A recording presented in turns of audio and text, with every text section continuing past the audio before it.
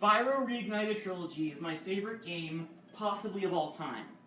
At least as of this moment. You guys are probably wondering, but Lemmy, there are so many other games out there. Why is this one your favorite? Well, I'm about to tell you. There's so many reasons why I think this game is my favorite, but, I mean, first of all, it's a collection of 3 classic games that are revolutionary in its time. They have huge open worlds, likable characters, and overall it's just really fun gameplay. But we'll get into that. This is why Spyro Reignited Trilogy is my favorite game. Now the first thing that really stands out to me about this game is its controls. Like, man, these controls are so freaking good. Like, there's no other game that has this much fluid motion in it. Like in the original games, they had good motion, but this game just makes you feel like a dragon. And that feeling is amazing. You can breathe fire, you can charge, you can glide. Pretty much everything a dragon can do without being too out of control. Like, you're not too overpowered. And you might think that this game is easy, but a game doesn't necessarily need to be super difficult to be good. Because this game can get difficult at times. I'll admit the first of the 3 games is pretty easy for the most part, but some of the mini games in the second 2 can get super duper difficult. Like, there's something for everyone in Spyro. At least if you like platformers. If you don't, then I don't even know why you're watching this video. The second reason why I love this game so much is the level design. The worlds are not too big, not too small, just the perfect size. And that is something that you need in all 3D games. While a big open plane is very fun, and you get to explore a lot, these levels in Spyro, they give you just enough space to explore. It still feels a little linear, but they don't overdo it, because when you have a big world, sometimes there's not much to do in it, so it ends up just feeling like an empty plane.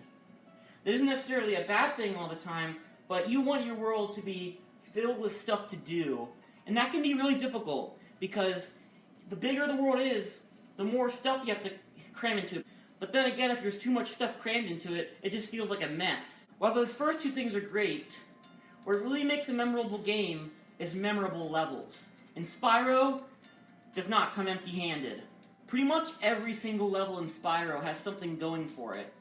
While I love Mario, sometimes levels in that game can feel too similar to each other, if you know what I mean.